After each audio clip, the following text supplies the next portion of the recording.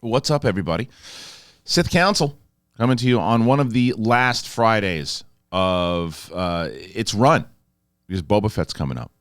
So we're going to start doing shows on Wednesdays when they come out. We're taping this on a Wednesday, but you didn't need to know that. It's fine. A lot of stuff going on. We're happy about it. Just me and Steph today because, honestly, we don't like Mike. No, he couldn't be here today. But what we're going to do is we're going to go over, we figure what can we do today? Besides just go over, there's not really a lot of news, and everybody knows Boba Fett's coming up, so we can go into that, but I don't want to just rehash nonsense. Let's talk about heroes and villains of Star Wars. Let's talk about, some of our favorites, what traits about them. We're just going to it's going to be an impromptu conversation, really. It's going to be one of these things where I'll have a list, I'll bring it up to Steph, and we'll talk about a particular villain, whether we think they're a good villain, bad villain, motivation, all that kind of stuff, and we're definitely not going to get to all of them. We could spend 45 minutes on one hero or one villain. I don't know what to expect in this episode. Neither should you. But what I'll tell you what you should do, if you haven't done that already, ladies and gentlemen, is you should.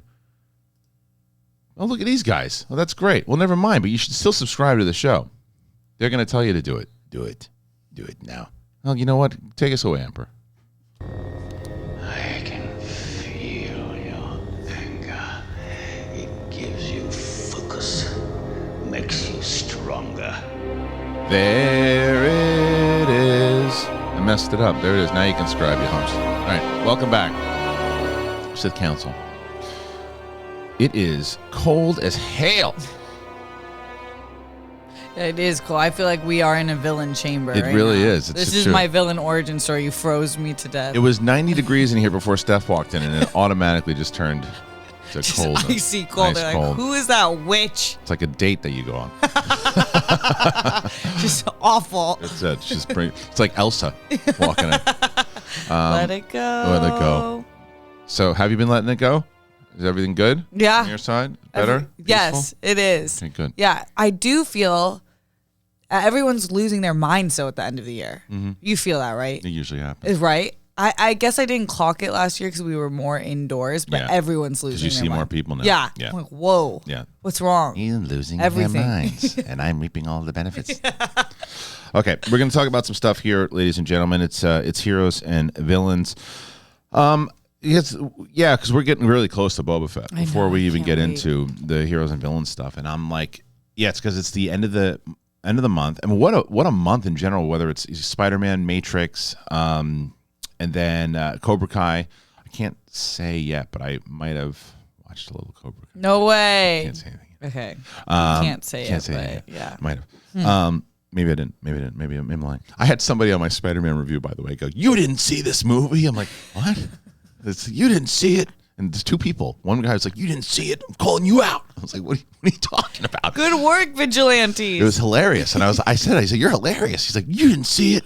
I'm like, "I didn't? Who was that?" And then someone else was like, Tyrone Magnus, who I know. He's like, "The guy's got 1 million subs, and you only have 25,000. You telling me you saw it before he did? I don't believe you. I'm reporting you." And I was like, "This is amazing." That was hilarious. God. It was hilarious. That's funny. I know. You and I feel the same way about commentary like that. It's hilarious. At this point, I've seen some comments now. I used to get mad about them, but now when I read them, there was one that was so funny. It was like, "This guy's boring." I was like, "Yes." That's the word you describe Kristian as. I know. But because when certain things, he's like, "There's no energy to this guy." I'm like, I don't know, what did he say? He said something. This guy's tone, he's all over the place. I go, "Try being my wife." That's how I responded to him. And I thought it was hilarious. It's so funny. I don't get mad at it anymore because I figured because the way that I've been talking about it is that you don't acknowledge the turds, you just flush the turds. You just flush them down the sewage. Just flush the turds. And I've been having some fun with it. And laugh as they go. Yeah, I'm having fun talking to people in general, or responding to people, whether it's this show or the big thing or just comments. And it took me a long time to go through, which I'm not complaining about, the comments on the Spider-Man one. Because there were so many, but I responded to every single one. was like 700 comments. It was fun all of them. Yeah, these ones on our movie reviews, like rewatches, Yeah. those were great Those comments. are fun. Yeah, They're really good. They'll rock. So speaking of rewatches, we got the Star Wars rewatches that are up on this channel. We have the Spider-Man rewatches that are up on this channel. We're doing the Matrix ones right now. And I think the World Girls are doing a rewatch of the Matrix as We well. watched the first one. I'm doing all of them. You're doing all Yeah, of I them? watched the second one last night. Oh, cool. Yeah. Did you like it?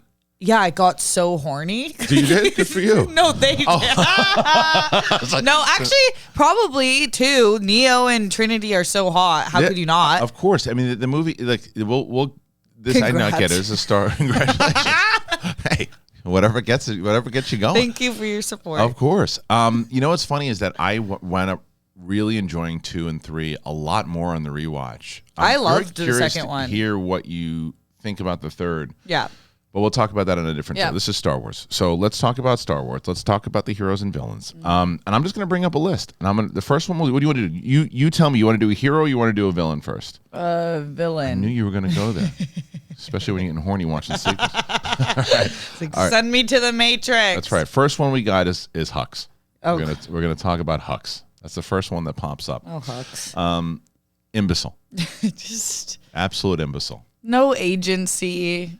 Great actor, Donald Gleason. Phenomenal actor. Just given nothing to do. No. And I don't know if you guys saw, it was a popular episode for if you've been watching this episode, watching this show. Maybe you saw, but when we talked about Duel of Fates, he had so much more to do.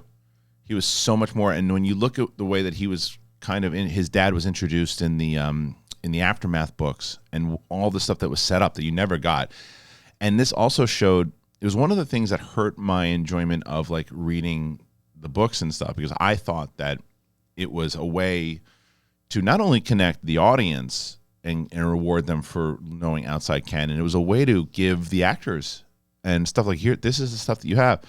At a junket, like these books were out already, and at a junket, someone asked Hux or Donald, his character's name. He said he didn't know it, and he learned it from someone that said, oh, there was a book out there. So it was a fan or something. It's like, how does JJ or somebody else not give you the backstory? Someone in Star Wars. Because it shows you they didn't care. It's like, and that's why when I went, Yeah. okay, so they're not really paying attention to canon. That was one of the ones. His interview, I was like, but nonetheless, he's just he's okay in the first one. He's just kind of like a crazy Nazi in the first one, screaming, "Today is the first Today will be the last day of the Republic. and his face is shaking. Yeah, I'm like, your face is about to blow up. Yeah. And then he's just a fop. He's a complete imbecile in Last Jedi. And then I feel like he got the script and was like, I have two choices. Either to not play, like just be so nonchalant, or to go all the way 175 theatrical. as opposed to like 30. And then he did that. And that's not his fault. That's the director's fault. Totally. Both JJ and both Ryan Johnson, because where they went with him in Duel of Fates, because and then the third one, I'm the spy. What? Why? Because they don't like him. Oh, stupid motivation. One of the like fourth grade motivation. Horrible. I don't motivation. like him. Yeah, I don't want you. I don't care if you win. I just want him to lose. He took my Lunchable. Oh, awful. Just awful. All right, so he sucks. Yeah. Sorry, Hux. Yeah, he sucks. All right, so we'll jump to heroes now. Okay. Let's see the first one to pop up on this hero list. Who pops up? Come on. Oh, no. Killing me. Jar Jar Binks. It's a half villain, half hero. Yeah, he's big. Well, there was that big rumor going around about him being a Sith Lord. And the way that the guy put it together was really, really good.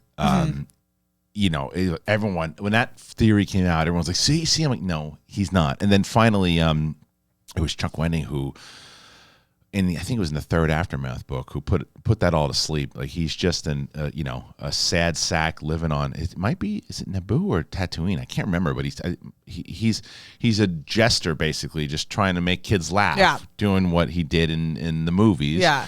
And it was a say on it. And he was just sad, and you feel sad for him.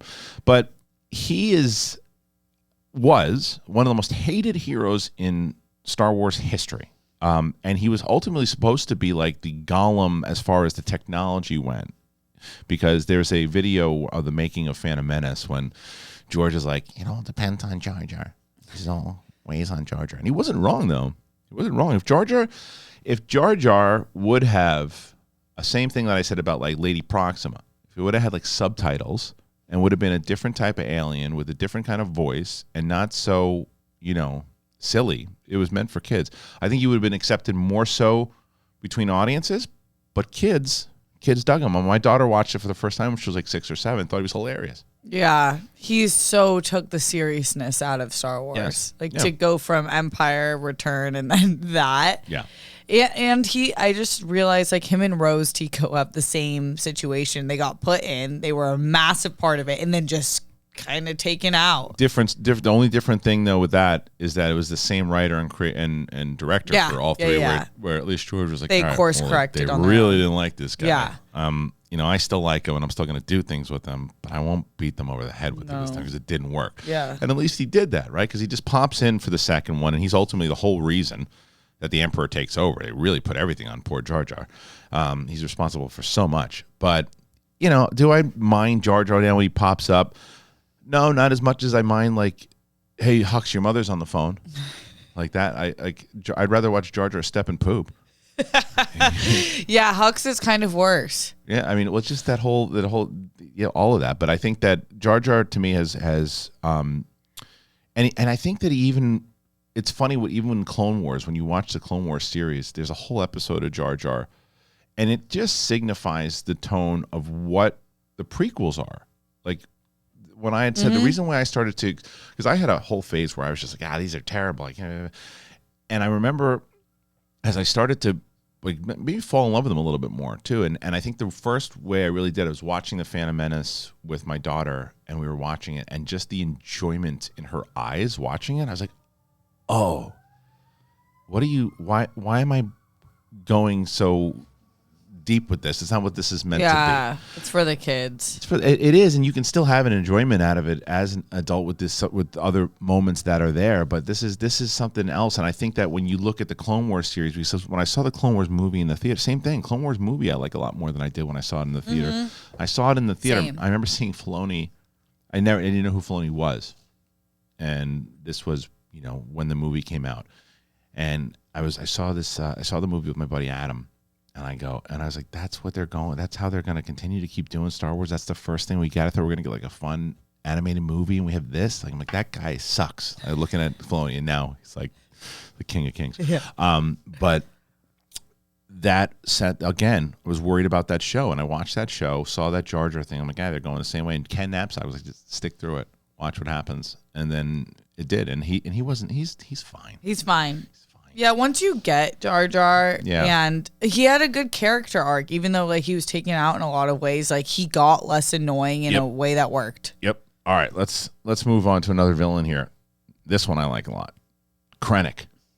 Orson Krennic from Rogue One. And I'm going through lists. Some of these from see the Screen Rant list, and there's some other thing. I'm just kind of popping back and forth on heroes and villains, and I don't know who we're going to talk about and who we're going to miss, so we'll probably miss some stuff. So if we do miss some people, and I don't know if Revan will be on here, I don't know if Darth Bane will be on here, but just put people. That was one of the fun things about that episode that we did when we it was the Duel of Fates episode. We had the list. So many people were commenting and putting lists on there and stuff and being part of the conversation.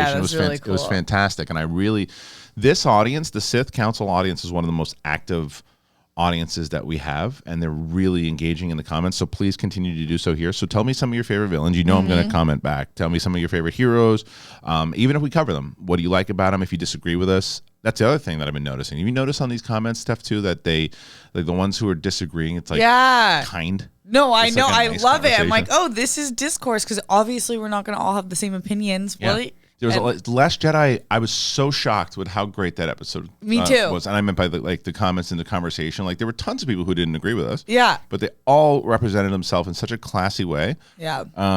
So Go off. yeah, it was really it was good to see. But Krennic, I mean, anytime you put Ben Mendelsohn in anything, the guy's just an incredible actor. He's so good. And I had just read Catalyst right before, because when I was still reading all the books, and it was James Luceno, who's one of my favorite Star Wars authors. He also did Plagueis, but this was his first canon novel that he wrote, and it chronicled the relationship between Krennic and Urso, and so when he pops up into that scene, whether or not they paid attention to the book or not, I don't know. But in my head, I'd connected all the dots of the relationship they had. Like they really go over the relationship. So he just puts it so well into like what the bad side of the Empire really is, about the craving of power, the understanding. I mean, he's a Nazi. He really is, and he's trying to form the nuclear bomb the same way that the Nazis were trying to do, and they're trying to do all these things. They're trying to get all the science and domination. It's not about protection. They're telling everybody it's about protection, but it's about domination, power, craving the power, and that's also why he has this thing with Tarkin, which I love, the back and forth with Tarkin. So what do you think about Krennic? I think him and Tarkin both possess something that you can't really put into someone. You just have to have the face and the voice. Like they're just villains. Those actors are so good at being villains.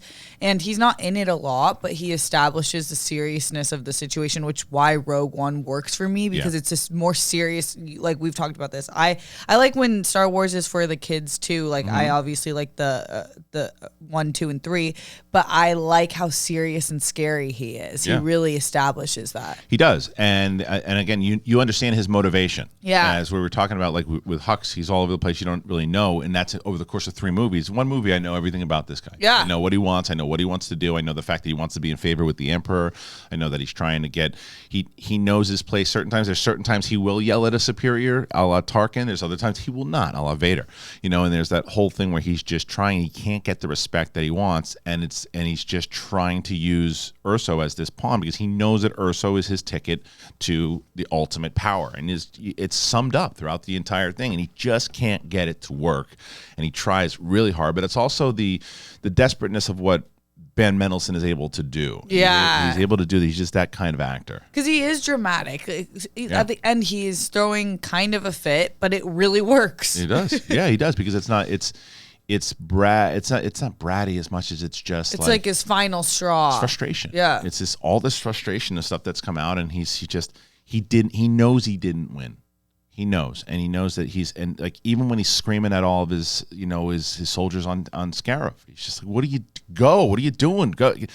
Putting all these orders out there, and he's desperate, and you smell the desperation on him because he just wants to be the guy. Yeah, and he's just not the guy. No, how many people do you know like that? The person that just wants to be the person, and they can't do it, and they just try. It's like you don't got it, and it's like, but I know I got it. You don't got it. No, your mojo was taken. It was. Go find it. But but he's a fantastic villain. Do you think he's going to show up in Andor? Perhaps. Yeah, I think perhaps. I'll tell you why I do. Because he's got a relationship with Disney anyway, because of Marvel and all the stuff that he's doing. Whether it was Captain Marvel or was the last one Spider-Man. Yeah. He's been in the movies before. He's got a relationship with them. He's got a good relationship in general with them. It makes sense that you could see him on the other side, because for Andor, I don't want Andor to just be about rebellion missions. Like it's cool to be gritty, but if you're going to do rebellion missions, you got to have the Empire involved. And I'd love to see the other side of the Empire. I'd love to see it. We know there's some rotten people like Krennic. We know that. There's also a lot of people like Wedge Antilles and other people who were part of it that defected. Like I want to see that. Like there's like Callus. What's Callus doing? Callus's part was we know that he defects eventually. Does he defect at that point? And so when did he defect? He defects after. He'd still be part of the Empire at that point.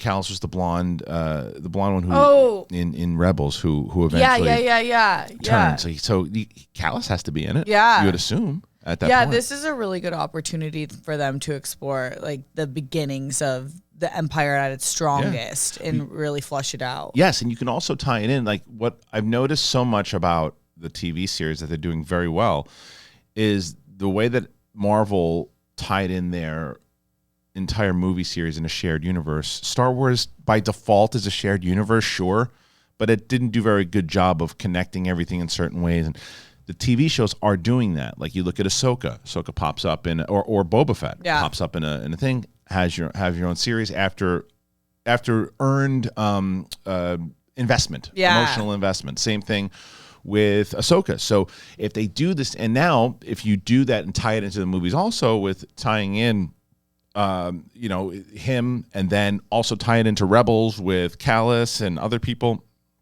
I think it could be pretty fun. Yeah, I agree. All right, we're going to jump back to a hero now. Let's see who they're going to give us on the hero side.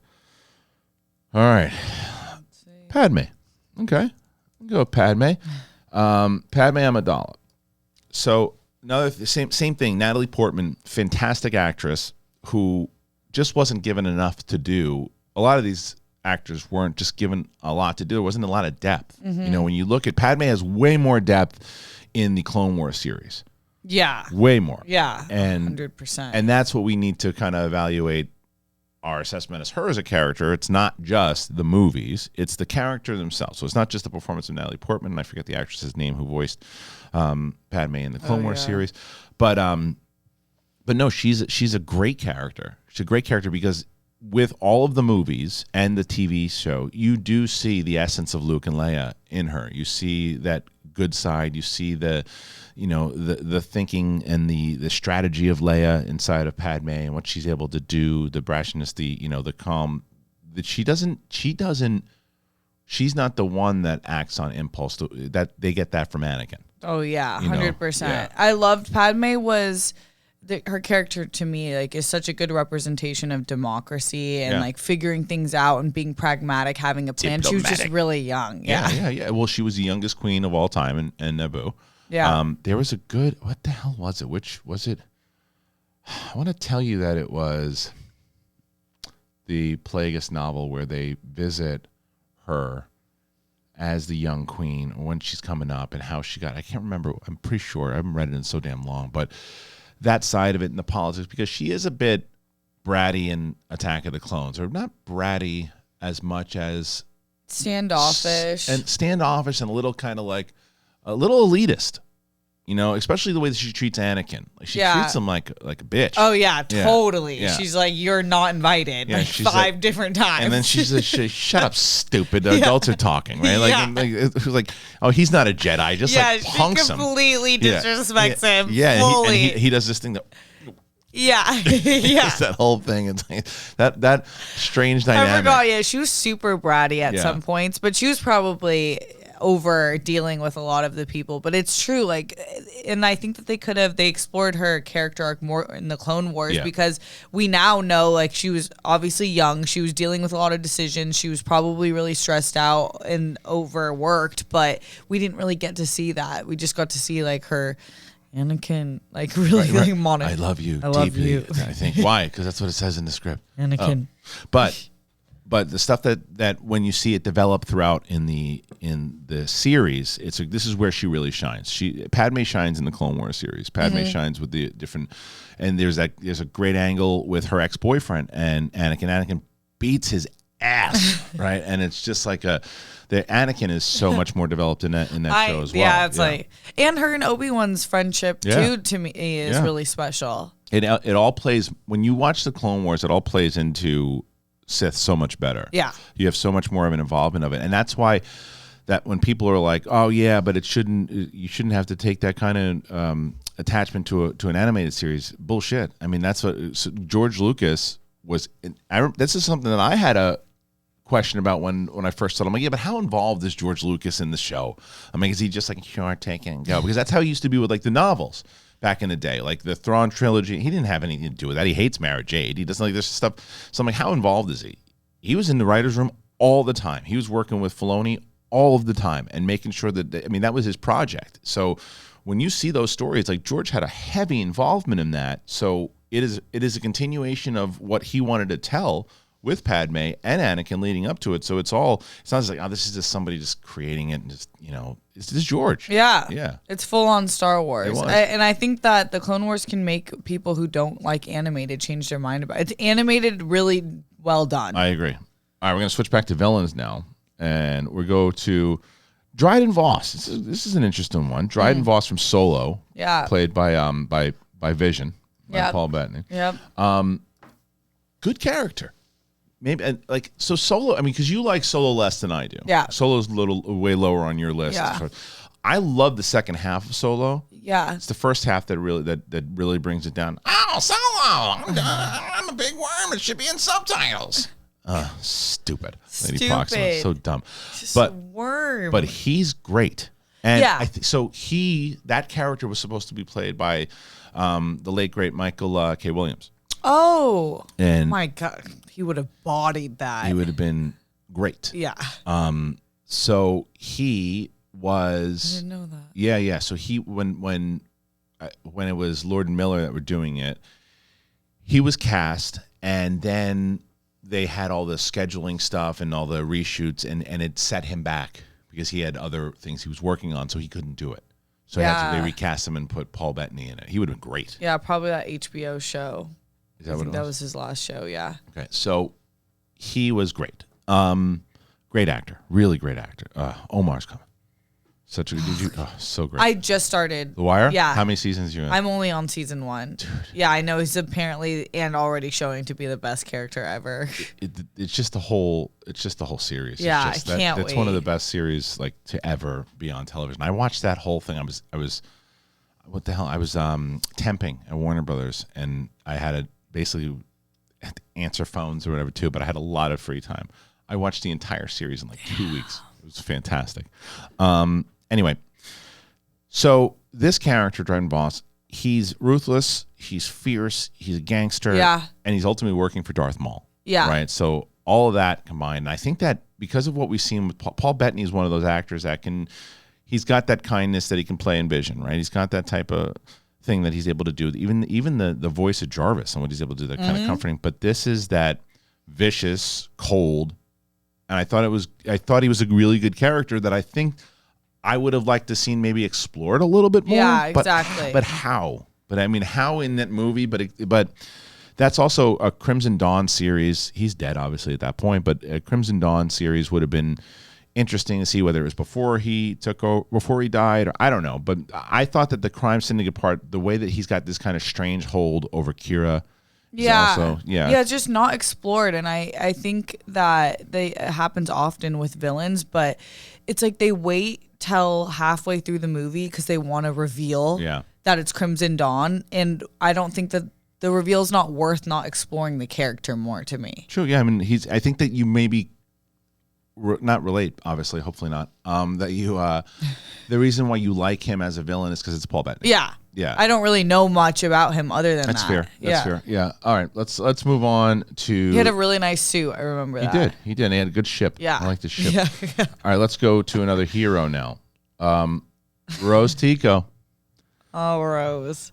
Rose is, and we just talked about it. Rose is just the problem with Rose is same thing. Go back to Duel of Fates. If they close out with Duel of Fates, I think people accept Rose way more because it's not Kelly Marie Tran. She's a good actress. She's really excellent. She's super. I mean, you listen to her, what a kind, just giving individual she is as a person.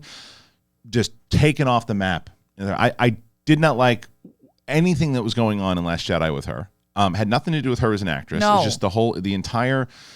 It's just so forced. And I thought that everything that they did with her and Finn, it was in that silly ass Canto Bite. They like made her a security guard. It was ridiculous. But when you read that Duel of Fates, and by the way, go back if you don't know what the hell we're talking about with Duel of Fates. We put we did a whole episode on the Colin Trevorrow episode 9 that was supposed to happen, and there was a guy who made a comic book out of it, and we read the comic, and then we did not just one comic, it's like 9 comics. But you should go to that episode and then go to the link in the description and check it out. But that story, so much more to do.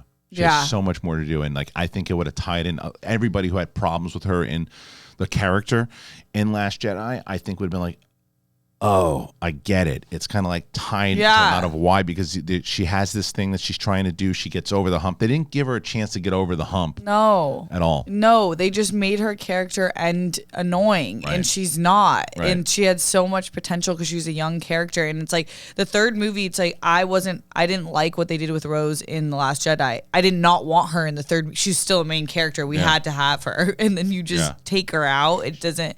It's just like, hey, you want to come with us? Nah. Why not? JJ doesn't want me in the rest of the movie. Yeah. Oh, okay. Leia needs me on something that we're not going to use. Yeah. So just. That's what I liked about Trevorrow stuff. Trevorrow, because in my opinion, is JJ and the higher ups at Lucasfilm looked at all the message boards and said, well, they hate this, they hate this, they hate this. Get rid of it, get rid of it, get rid of it. Fill it. Trevorrow said, and people are like, oh, this is before Last Jedi. Trevorrow was still working on stuff before it came out. Trevorrow was still working on stuff throughout, too. So his stuff was, he knew what was happening. He was paying attention to stuff.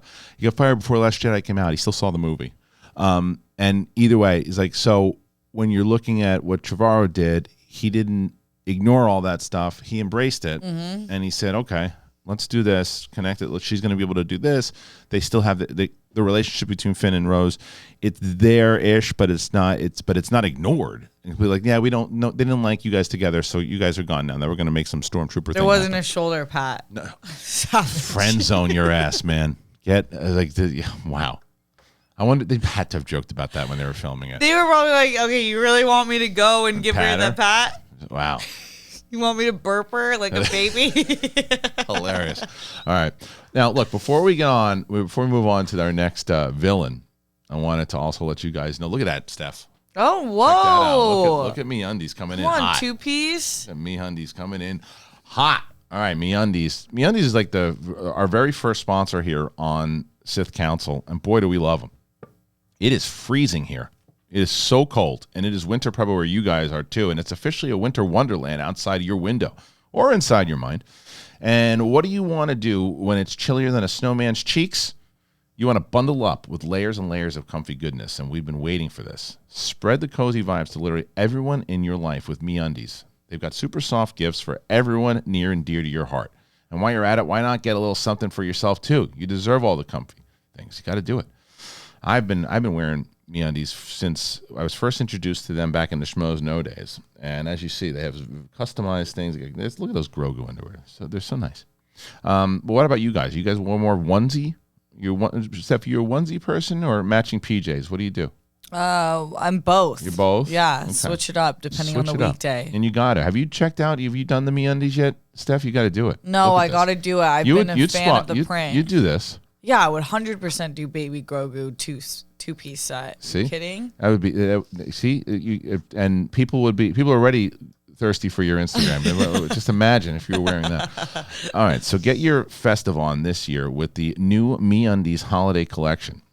Now, they feature classic plaids you know and you love and sweater-inspired prints that will quickly become favorites. The undies, the loungewear, the sleepwear, they're made out of soft, breathable, stretchy fabrics that are ideal for sitting fireside with loved ones and chatting about life over a hot cup of hot cocoa. Oh, man, hot cocoa with some undies on. Kidding me? Yeah, that's magic. Yeah. Get the family photo that you always dreamed on with matching PJ sets. I need a nice warm PJ set also. So I think I'm gonna after this I'm gonna order some stuff on MEUNDIES because I need new PJs. Make every day a spa day with new plush robes and plush slippers. Whatever you decide, everything will be rolling into the new year comfier than before. It's available in all sizes, extra small through 4XL. MEUNDIES has a little something for everyone on your list. So listen to this deal. MEUNDIES has a great offer for Sith Council listeners. For any one-time purchaser, you get 15% off and free shipping right to your door. Your days of fighting for your life in the mail. In the mail? Yeah, don't fight in the mail because people don't want to do that. But also don't fight in the mall parking lot. You don't want to do that either. Get 15% off your first order, free shipping, and 100% satisfaction guarantee. But what you have to do is you got to go to MEUNDIES.com/Sith, S-I-T-H. That's MEUNDIES.com/Sith. All right. I got to get you some of these I know. Pajamas. Baby Grogu on pajamas? Pajamas. Say less. Got to do it. It's a Christmas miracle. That's right. Okay. Let's move on over. Yep. We just did heroes. Now it's time to go back to villains. Moff Gideon. Great villain here from Mandalorian. Love Moff Gideon. You talk about TV. We're just talking about Michael K. Williams. Now, Giancarlo Esposito from Breaking Bad. Yeah. We're talking about two great TV shows on this show so far, whether it's The Wire and Breaking Bad. This guy is this is another actor who you don't need to know a lot about him. The same way, I mean, it's very similar to Krennic, right? Mm-hmm. You just know he's got a lot going on. He's working with the people, and this dude, he's no joke where if it looks like he's not going to give you anything, he was going to put a blaster in his mouth. Yeah. And then, Cara Dune cracked him in the mouth and basically said, no. you're sticking around. But he blasted Bo-Katan. He was gonna kill. I mean, he's a nasty. He's the difference with him and Krennic is that Krennic couldn't achieve that kind of fear that he wanted to without like the Death Star. This dude demands it. Yeah. He didn't really need much, and he would just like straight up have all the guns blasting at anyone. Yeah. And he also just provided some of the best moments of The Mandalorian, which says a lot because that show slaps so hard, but only certain people can have a dark saber and be like, oh, that makes sense why you would end up with it. Yeah. Because you're that dark and mysterious and badass. Yeah. Well, so what, and I'm sure we'll get into this maybe they bring them up, maybe they don't. This could be a 2-part series to be honest with you. But so one of the things I always loved about Thrawn, in the books, he's significantly different than he is in the books and Rebels. But what was consistent was that he's like a collector of this like art from all over the galaxy. And that's what Gideon reminds me of with the saber and the Mandalorian culture and the stuff that he did in the Purge. Like there's a dark history to him. We're going to see more of him. More tactical. They're both really tactical. Yes. And going back to that kind of Nazi comparison, what the Empire was always built on, he is one of those guys. And he reminds me of like many of these Nazis that we've seen in film portrayed over the years of just these ruthless executioners who come in, who are there for an agenda for the greater power, and that's it. And that's what Giancarlo Esposito is able to do with this character. He's a phenomenal villain. Really. So good. Just really use his men as bodies, too. Like, he just didn't care. No, and so when, because season 2 ends with them, they capture him. So he's right now, he's with the rebellion. Yeah. At the time, or the new and they the have Republic. The saber, yeah. Well, the Mandalorians have the saber. Yeah. So, but they probably dumped him off to the rebellion, you would assume. So whether or not he gets out or rescued or whatever it is, because they're in shambles during that time. So he's working with somebody. We know that from what it seems like, the Emperor had been using him to get those Snoke in a tanks. Yeah. So, that's what we found out in the latter half, that he wasn't the top guy. No. All right, we're gonna switch back now. Let's get to another hero. Who we got this time? Mace Windu. That's a good hero. Yeah. Mace is a good hero. What I really like about Mace Windu, that they explore again in comics and novels, that not so much. I mean, they do when you really dive into it. If you watch the Revenge of the Sith, you see it. I can't remember what book it is, but he dabbles in. He's the closest Jedi that dabbles towards the dark side. Like we're just ready to swipe out the Emperor in anger, right? He was ready, and he also knew he had to be done, but he's gotten to that place where he teeters on the brink. People talked about him coming back, like in some of these. I don't want to see him come back. I think, not that I didn't like him. I thought that it was tough for me to accept, because Sam Jackson is just such a well-known, beloved actor, that it was hard for me to separate and say, oh, that's Mace Windu. It was Sam Jackson with a lightsaber. Okay, yeah. But you saw it young. I was younger, so that was like one of my first introductions to Sam.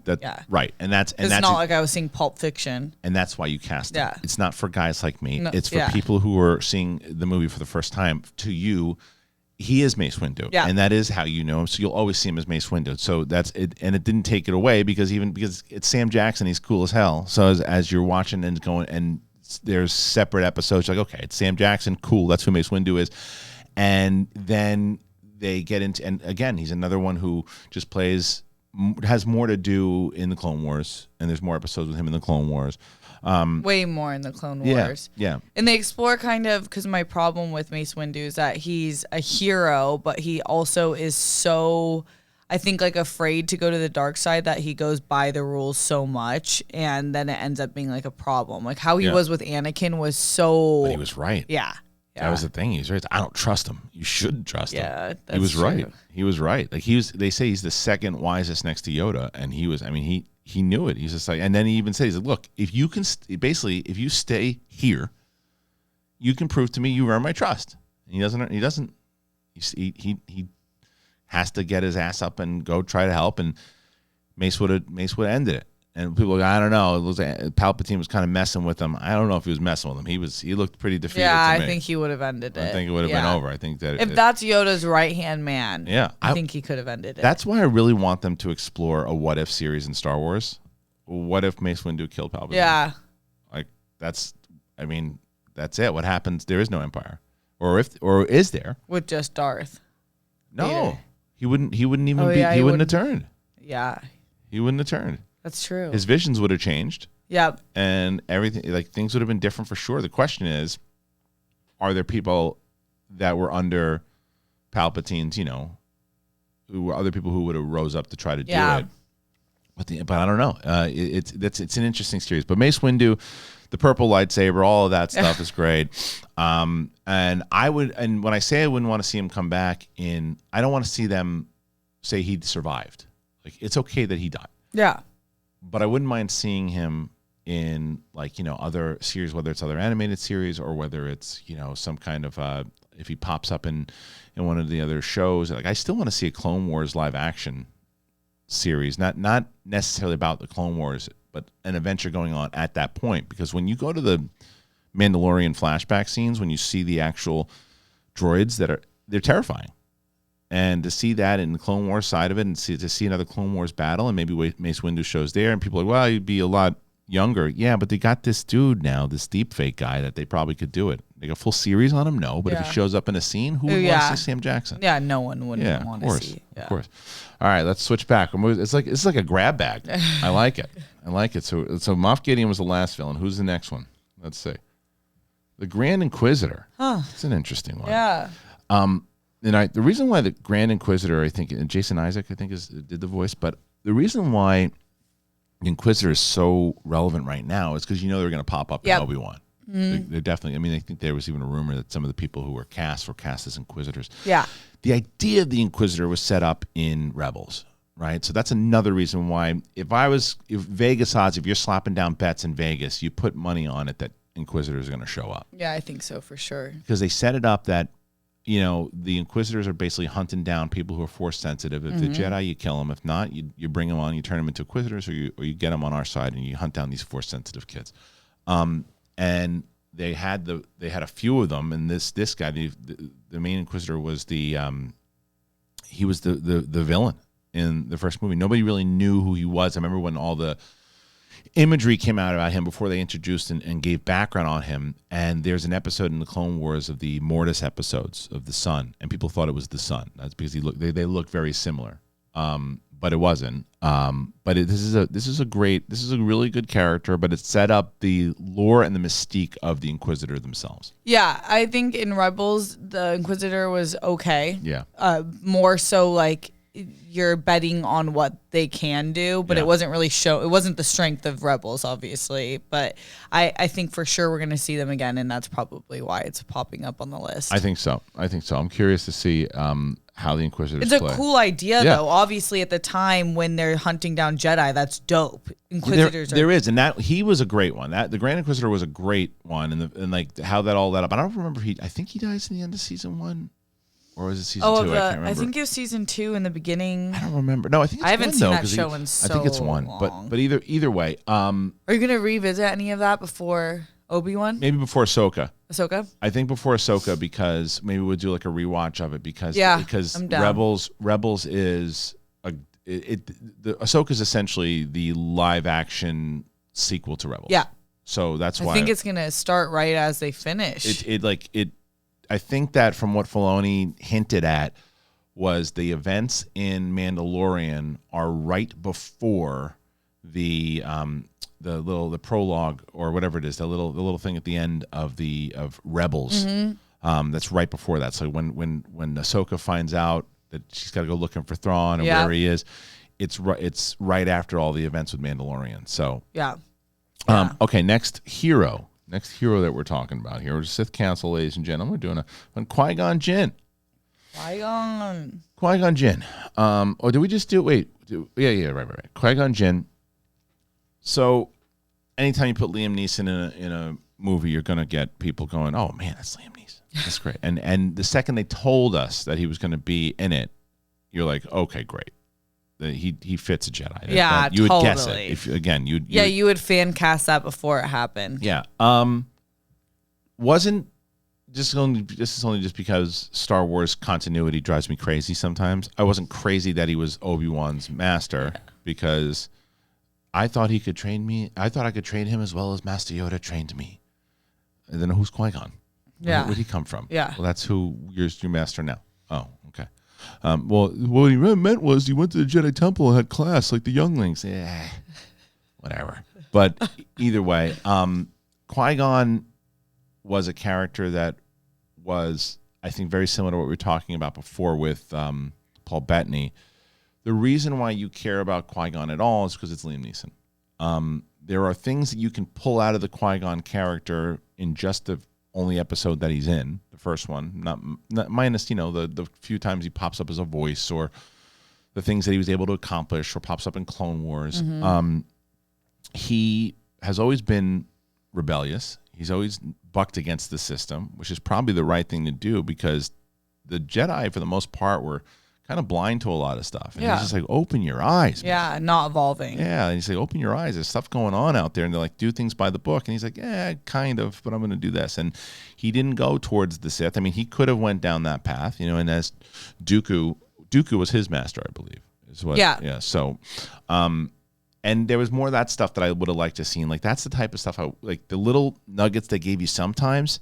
I'm like, oh, just keep going with that a little bit more. And that's the stuff with him. Like, even like if you look at that's why he needs to be in the Obi-Wan series, because they never fully deliver when Yoda tells Obi-Wan, I need you to go to Tatooine because Qui-Gon's there and he's learned how to live after dying. So go figure out how to do it. And if that ties in to the series, then I'm like, oh, well, that plays way more depth to his character. It plays now because he's going to be, because in the certain point of view novel, it's like a bunch of different stories. Obi-Wan is talking to Qui-Gon right when Luke goes to find Owen and Beru massively burnt and murdered. Oh God. Yeah. So arms just burnt. So, Star but Wars. but Qui-Gon has that thing where he felt like, I still don't understand why he didn't fight to take Shmi with him, but I know. But honestly, Liam Neeson is the reason why, at least for me in hindsight, that episode 1 works for me. Okay. He just brings so much more gravitas. Yes, gravitas to the movie, because you have young Anakin, who obviously this is a kid, and I'm like so against the people who dragged him. But there are moments obviously where his character takes you out of the movie. Yeah. Same with young Padme. It's the same thing where she's just like a little bit monotone the entire time, and Liam, she's grooming apparently. Yeah. She's just like setting her eyes on the prize early. She's like, "Oh, child prodigy, right?" Just like my type. Call me in 10 years, kid. Yeah. So I love Qui-Gon, and I really am hoping we get him in the Obi-Wan series. You gotta assume it. Yeah. You gotta assume it. All right, switching to the next, General Grievous. And Grievous to me plays a lot better in the Tartakovsky Clone Wars series, which is not canon anymore. Because then really where he really played, again, I'm sorry to go novel heavy on everybody, but James Luceno again, there was a 3-part series. I think it's called the Labyrinth of Evil. I believe that's what it's called. Cool name. I didn't hear about that one. So it's 3 parts. It's right before Revenge of the Sith. It's the novelization of Revenge of the Sith. Oh. And then it's the follow-up right after Revenge of the Sith. So you catch Vader in his head about all this stuff, but there's this great stuff in Revenge of the Sith where you get the kind of the turn by Anakin and why he's turning. But the prequel, the first one, is Grievous, and he was this pilot he basically was manipulated by Dooku, and he was kind of in this tragic accident, and had such a great backstory that you never find out in any of this stuff. But he's another one, this character that thrives in the Clone Wars series. Like, yes, and he's better in the movies he's in because of the Clone Wars. Or else you're like, why is he coughing like an 80-year-old smoker? That's part of it, and you know the answer to that. He got hit in his chest. Well, right? no, but the real answer is that George Lucas had a cold that day, and he had a real cold, so they thought it would be cool to use his cough to do it. And I didn't know that. And they used his cough. But the thing with Grievous, the reason why it's so jarring is one of the issues with the villains in the prequels is that what was so great about the original trilogy was you are introduced to Vader right away, and they were smart because they didn't really know everywhere where they were going with the series, but he survived. And normally in most movies, he would die. But he didn't. He survived, and opening it up for future movies that he's going to come back.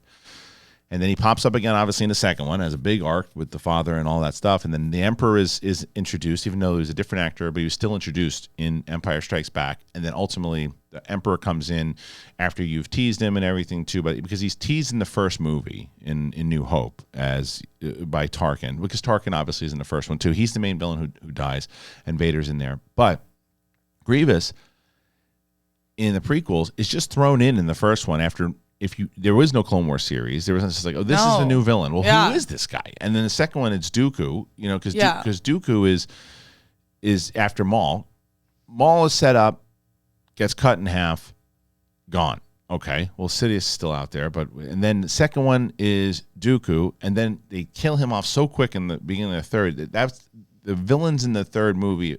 There was an issue with it, because you didn't really have enough build up to where if you would have kept Maul or even if it was Dooku from the start, and then that leads all the way to then you finally kill the guy in the third one, like finally got rid of this guy, then the reveal of Sidious, it's more eventful than just throwing in someone like Grievous. But at least we had the Clone Wars series to really develop and why he was there. And he had a cool lightsaber battle with Obi-Wan. Yeah, I mean he does. I mean a couple of different times. He was a Jedi murderer. I mean, that's what he did. That's what he was in the novel. It's pretty damn scary that he's just going around like they couldn't get to him because he's able to part cyborg, part droid. Spider, He's what he's able to do. So he's pretty terrifying at times, and especially in the actual movie itself. I mean, series itself.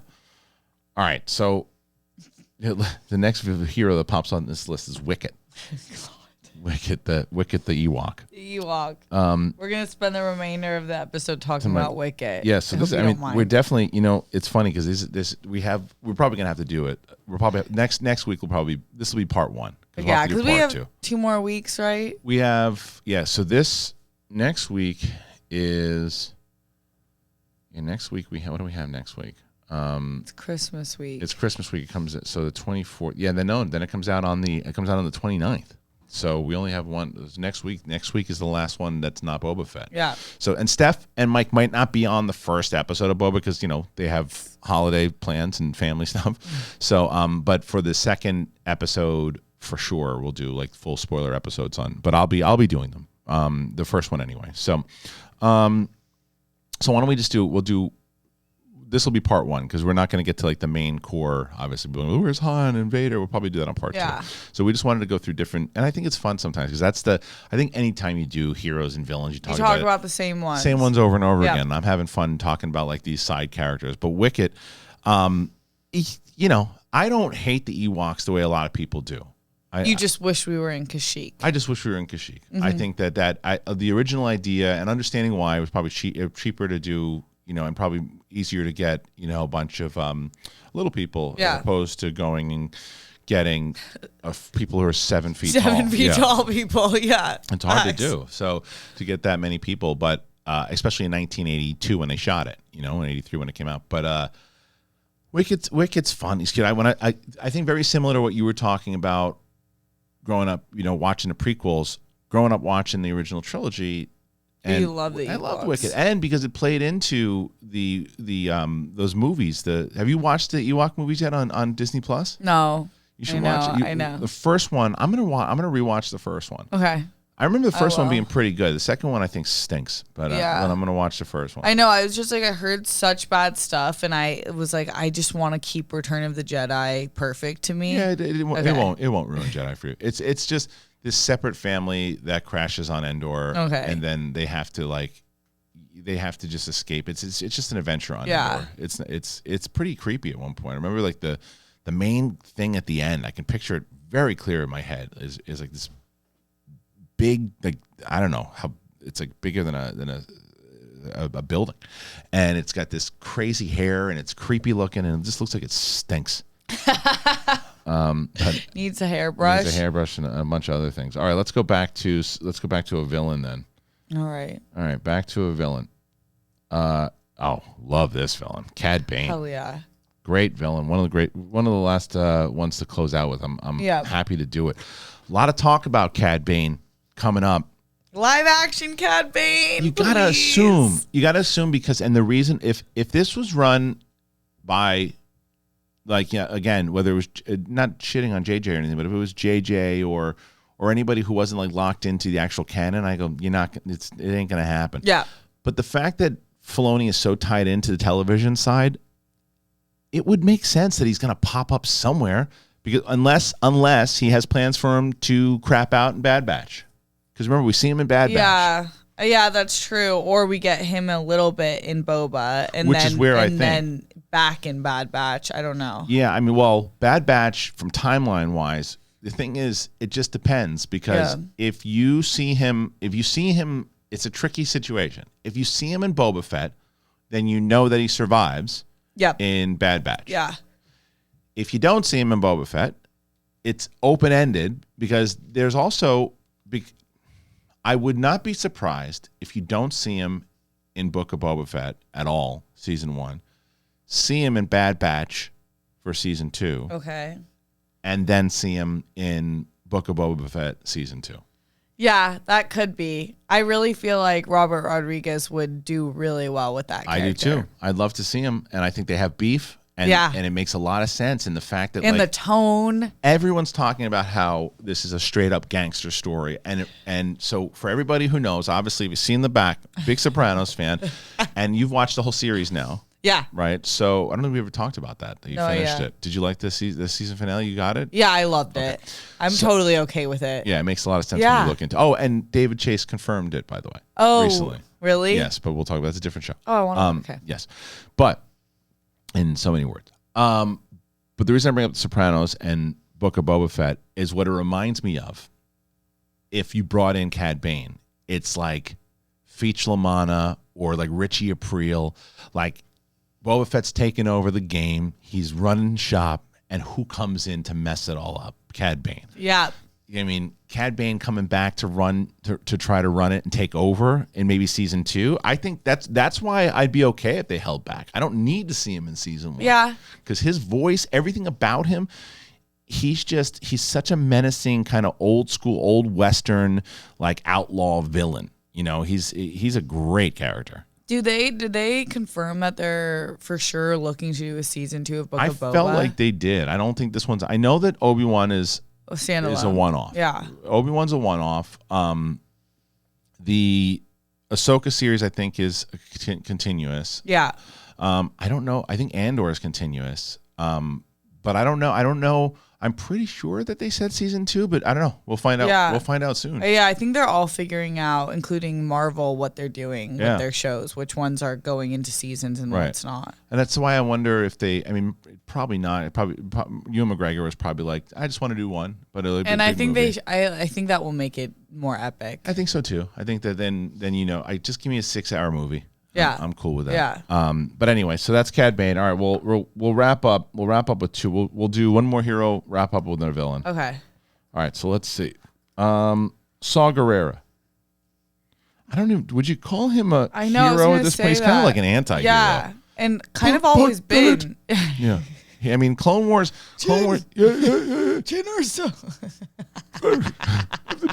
Rebellion. He's been part of the Rebellion. I mean, Clone Wars. He's a significantly different character, and he's gone through a lot of tragedy. He loses his sister, and you understand his backstory when you go through the Clone Wars series. So, and the idea, he was kind of revolutionary as a character in general, because they had a character that was this revolution, this kind of rogue figure, and I forget how they named him or what they were going to do. And Pablo Hidalgo had said, "Well, we have somebody like that in canon. This guy Saw Gerrera from the Clone Wars. Would you guys want to use him?" And then and then they started using him. Yeah. So and he developed over, and he's been in Rebels, he's been in the video games, he's been all over the place, and he has a very good.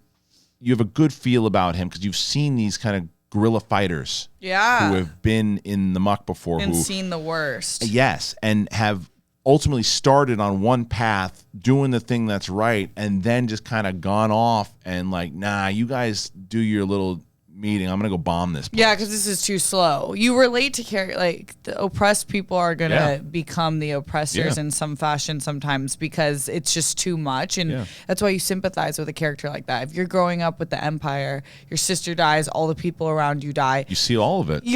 Some of you are gonna turn a little bit more dark side to get and he's things also, done. but look, by the time he gets to Rogue One, he's lost his mind. He's got all these different equipment. He's been using injured. An octopus. Yeah, he's been injured a whole. His best buddy's an octopus. I mean, yeah. So, but Saw Gerrera is a good character though overall, and I think that there's a lot to him. There's a lot of depth to him. Okay, before we end the episode here, this is the last of the villains that we're going to talk about. Asajj Ventress, great one to end. I with. love Asajj. Right. Now, there's going to be a spoiler on this one for people who don't want to know ultimately what happens to Asajj Ventress. So I would assume maybe if you don't want to know that, you should probably bail. You've been warned, so we're getting into it. The reason I bring that up is when there was casting recently, who was it? For what show? It was for Ahsoka. And there was a casting for Ahsoka, and everyone was like, oh, she's going to play Asajj Ventress. I'm like, no, Asajj Ventress is dead. She's dead. She died and people are like, well, they're not going to pay attention to that in the novels. Yes, they will, because the novel, which was the it was one of the ones I really like. It's on the shelf somewhere. It was Christy Golden, and oh my god, I can't. And it was her, and it was I can't get the name. Last Disciple. Is that what it's called? I can't remember. Either way, so. Not Dryden Voss, but I get Dryden Voss in my head, but it's the oh my god, I'm so bad with names, and that's why I'd be terrible in the Star Wars division. I'd be killed. I can picture him in my head. You can describe Quinlan it. Voss. Yes. Quinlan Voss and her had a romantic relationship, and there was an episode of the Clone Wars that she's such a complex character.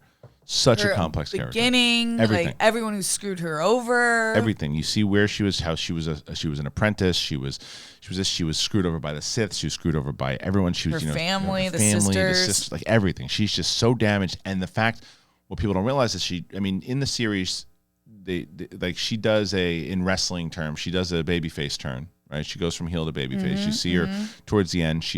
And then when they explore this thing in the novel by Christy Golden, and she is working with Quinlan Voss, and it's ultimately Quinlan that starts going to the dark side. And I think, whether it's Dooku, I can't remember what it was, but she winds up dying. And that was an official story that was going to happen in the Clone Wars series. So, but she's a very tragic character, very in-depth character. And she's someone that never made it to live action. I think a lot of people wanted to. I remember when Lupita Nyong'o was cast in Force Awakens, people thought, oh my gosh, she could play both, honestly, because one was mostly just computer. True, and again, an unnecessary character for the most part. She was fine. I liked her. She was fine. She's fine, but set up and just not delivered. Yeah, no. Another one just kind of buried in the back. She's using your Oculus in space. Why are you calling me right now? Fight. FaceTiming fight. Yeah, what are you doing? But I love Asajj. Yeah. She's one of like the baddest in the best way characters ever that I just liked, even though sometimes like she was kind of short-sighted, but we really got to see a lot of her in the Clone Wars, and I wish we got, and maybe we will in like the past of live action. I wonder how they're going to do it, but I mean, if you want more like if women viewers, the only thing that they're going to do, the only thing that the risk that they have if they don't pay attention and say, like someone said, they're not going to pay attention to her dying in a novel. If they don't, then they completely, because that's too, it's different when you look at like a novel like Lords of the Sith, and they kind of maneuver a little bit on what Cham Sundala was doing at that point. You go, well, in the novel it says it's the guy, whatever. But someone dying, that's because I didn't read the book and I found out about it, and I was like, oh, yeah, that means that, especially when it was written, I think one of the episode was based off of a script that George Lucas's daughter wrote.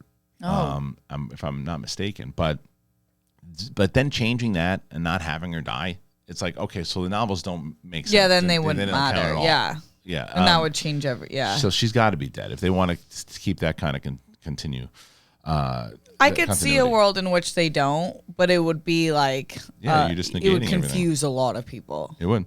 All right, look, we have a lot to talk about still. We have a lot. So maybe Steph and I or Mike, whoever's going to come back, we'll do another one before we get into Boba Fett, which is coming out the following week. Yeah.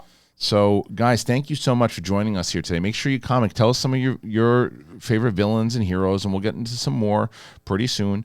But that's it, everybody. Enjoy it, please. And once again, if you haven't already, please subscribe to this channel. Hit that notification button, and make sure that you also are downloading us on podcast form. The link is in the description of this video. It's very, very helpful. People always say, how can I support the show? That's the way you support it. Go to the podcast feed, Apple Podcasts, Spotify, anywhere that podcasts are found. All right. Well, thank you guys so much for joining us. Thank you to Steph, and we will see you guys on the flip side. I can feel your anger.